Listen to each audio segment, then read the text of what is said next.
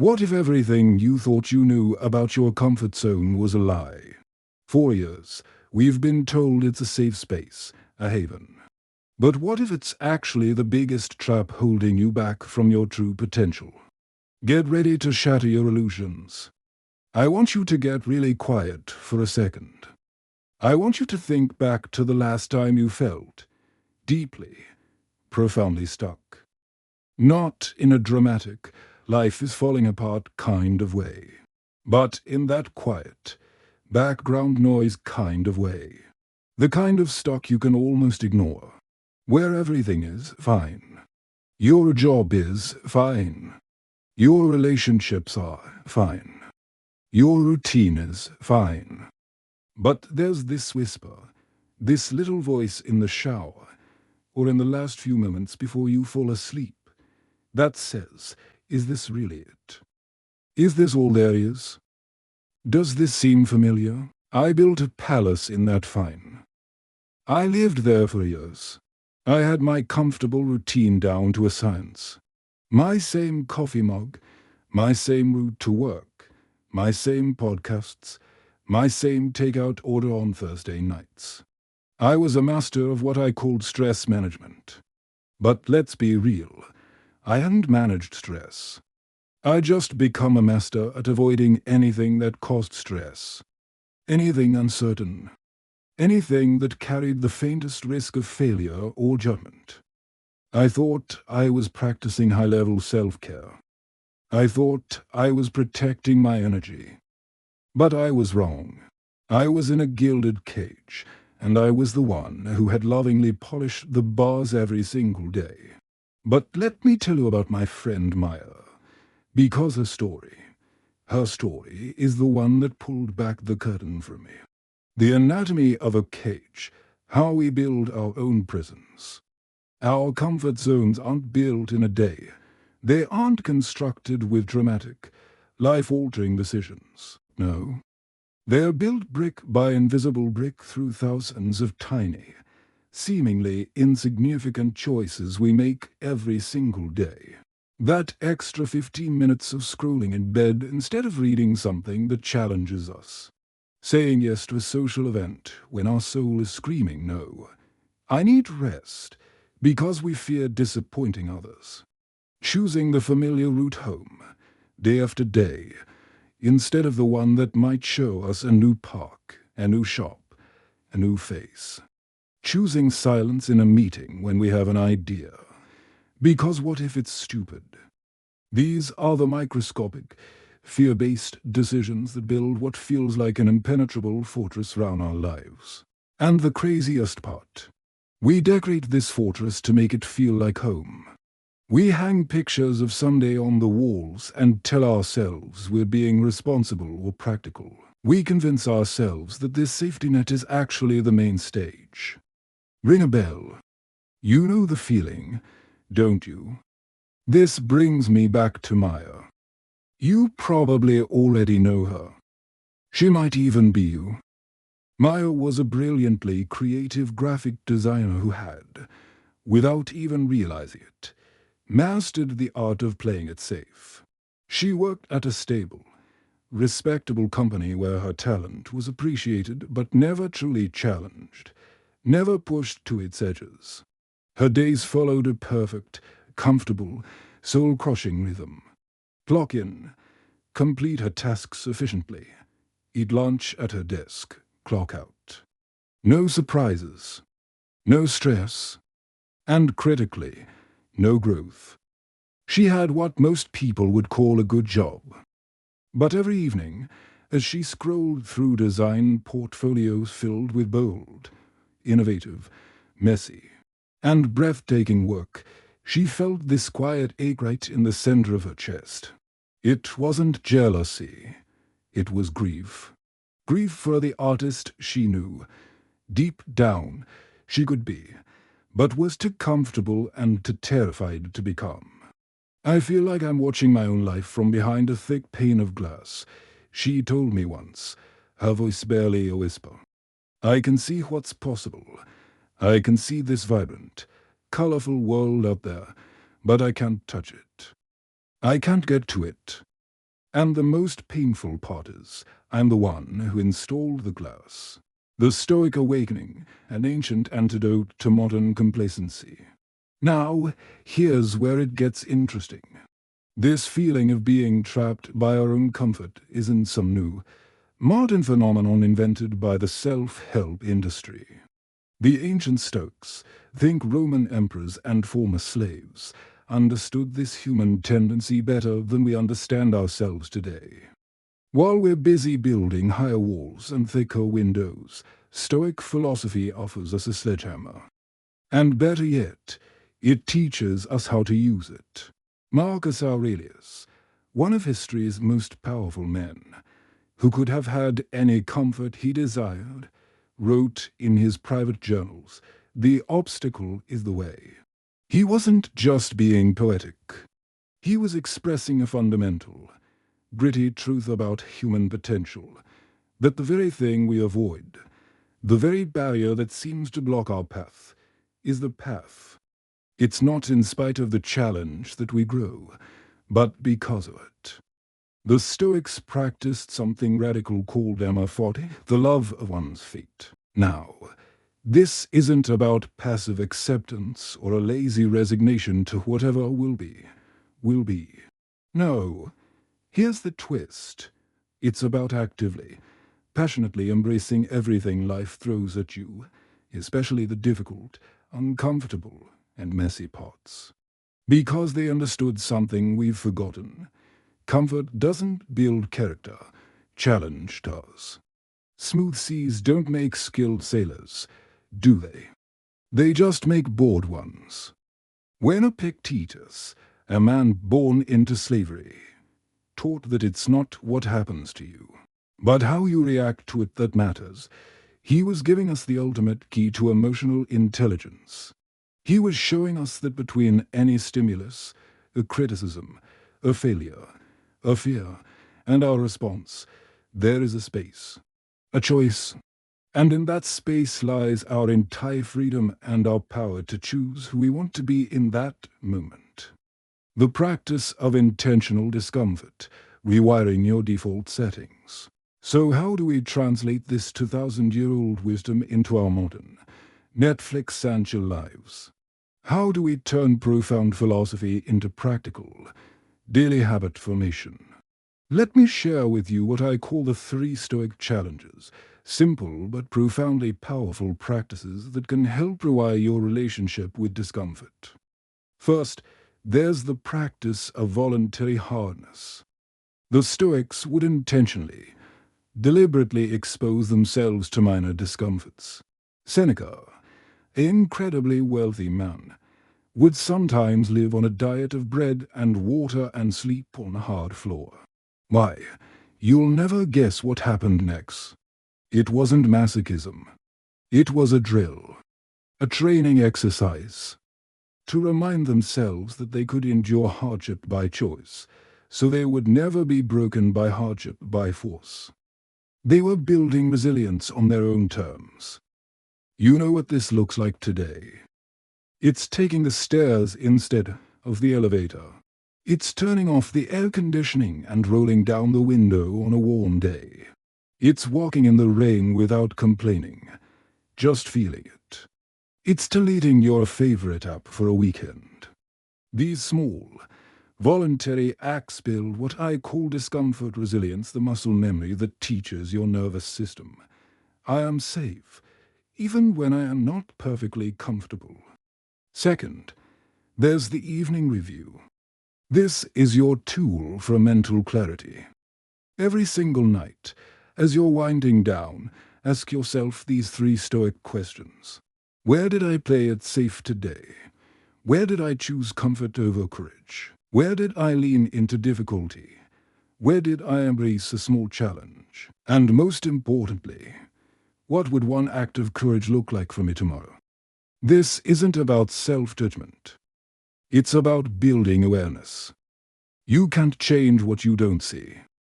And third, there's what I call fear-first action. Each day, identify the one thing you're most avoiding. The task that makes your stomach clench just thinking about it. That difficult conversation, starting that creative project, that workout, and do it first. Before your overthinking brain has a chance to talk you out of it. This is the ultimate productivity and confidence building hack because it transforms your entire relationship with resistance. Maya's transformation, the unforeseen consequences of courage. Remember Maya, watching life from behind the glass. Well, what happened next will shock you after our conversation about Stoicism. She didn't dramatically quit her job. She didn't burn her bridges instead.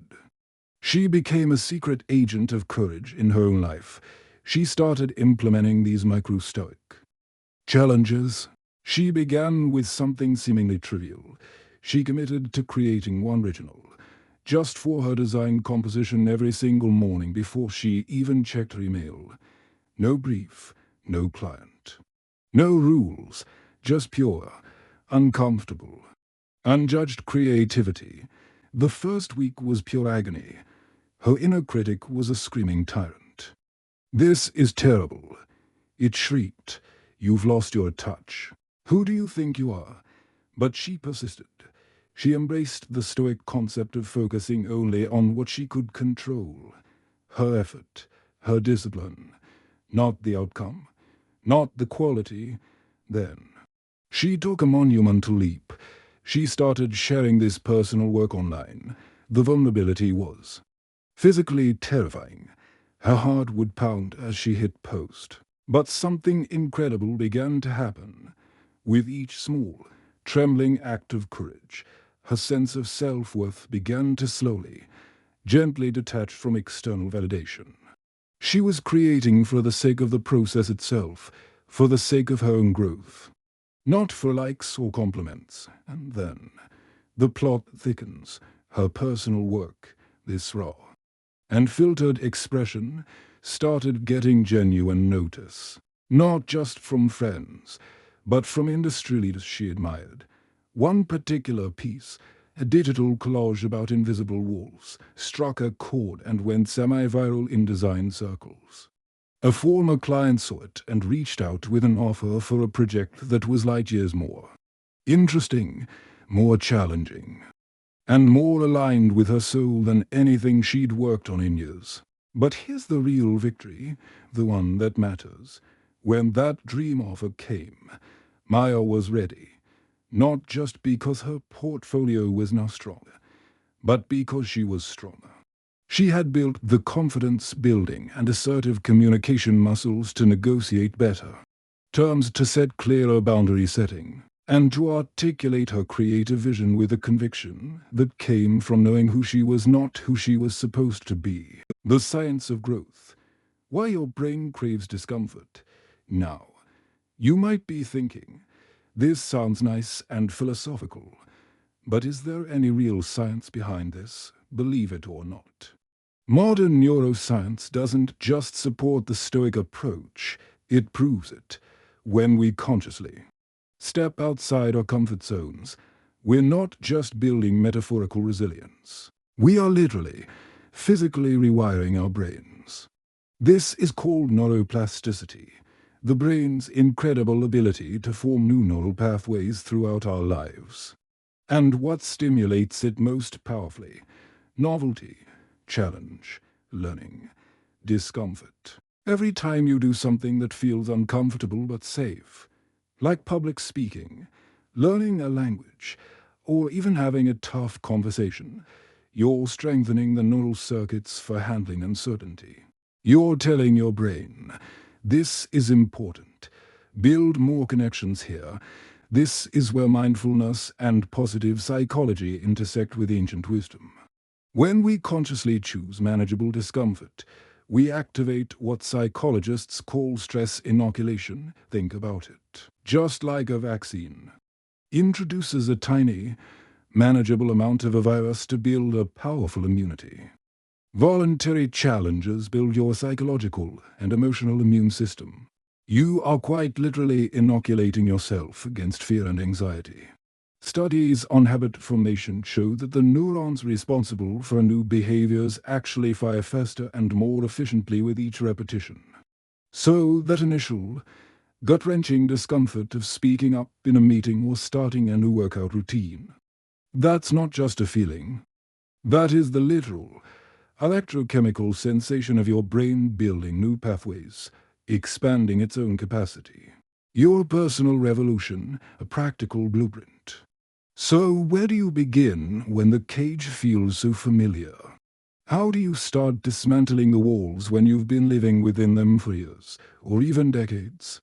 Start with what I call comfort zone cartography. This is your map to freedom. Take out a journal. Seriously, maybe pause this and go get one. Draw 3 concentric circles. In the inner circle, list all the things that feel completely safe, automatic, and familiar. Your daily routines, your standard conversations, your reliable skills in the middle circle. List things that feel slightly uncomfortable, a little daunting, but still manageable. Maybe it's asking a question in a large meeting. Go into a social event alone, or trying a new fitness class. In the outer circle, list the things that feel terrifying but also electrifying and exciting. The big, audacious dreams. Starting a business, writing a book, learning to dance, having a crucial conversation that could change a relationship. Your mission is not to catapult yourself from the inner circle to the outer circle overnight. That's a recipe for burnout and failure. Your mission is to become a regular tourist in the middle circle, and to occasionally, when you feel strong, send a scout to the edges of the outer circle. Put yourself in my shoes for a moment. What is one single, definable thing in your middle circle you could do this week? Maybe it's finally having that conversation you've been scripting in your head for months. Maybe it's signing up for that class you've been curious about. Maybe it's simply changing your morning routine to include 10 minutes of journaling, using that Stoic philosophy for mental clarity. And what about your outer circle? What's one tiny, almost microscopic step you could take toward that big, scary, exciting thing? Could it be 5 minutes of research, telling one trusted friend about your idea, committing to writing one paragraph? This approach transforms personal growth from an overwhelming, abstract concept into a practical, daily practice of courage. It is the difference between saying I need to change my entire life and saying today, I will take one small, deliberate step toward the person I am meant to become. The deeper truth about peace, finding stillness in the storm. Here is the paradox that most people miss in the conversation about comfort zones. The ultimate goal isn't to live in a state of constant, chaotic discomfort. The goal is to expand your capacity for a challenge, so that what once felt intimidating and overwhelming eventually becomes your new normal, your new expanded comfort zone. This is how we achieve genuine, unshakable inner peace. Not by avoiding life's inevitable storms, but by becoming the eye of the hurricane itself, still, centered, calm amidst the chaos, precisely because we have tested our resilience and we know, in our bones, that we have the capacity to handle whatever comes our way. The Stoics understood that peace is not the absence of challenge. It's the presence of perspective. It's the deep-seated knowing that between what happens to us and how we respond, there is always a space. And in that space lies our entire freedom, our growth, and our power to author our own story. So, what's the catch? The catch is that this is a lifelong practice. There is no finish line. The comfort zone, like a garden, will always need tending. The gravitational pull of fine is a constant force. And that's okay. This isn't about reaching a destination. It's about falling in love with the journey of becoming. It's about choosing, again and again, to be the author of your life, not just a reader. The invitation, Your key awaits. The door to your cage was never locked. You've been holding the key the whole time. Your hand just got tired from never using it. The question now is not whether you have the key, but whether you have the courage to finally turn it. Today, I'm not just sharing an idea. I'm extending an invitation. An invitation to join what I call the 30-day Stoic Resilience Challenge.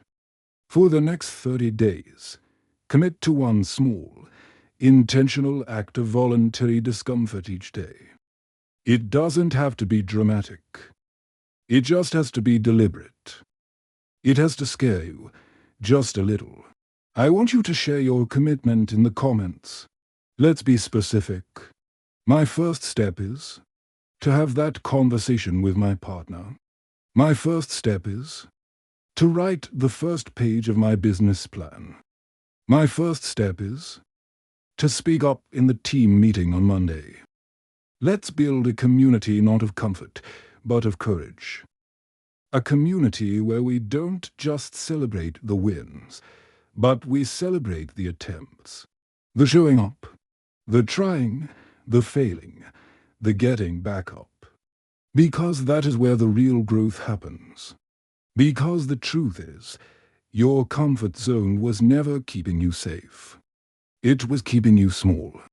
It was keeping you from the vibrant, messy, unpredictable, and breathtakingly beautiful life that is waiting for you on the other side of that fear. And you, my friend, you are always meant for so much more than just fine. Your future self is on the other side of that discomfort. They are proud, they are strong, and they are waiting. What story will you tell them about the choice you made today?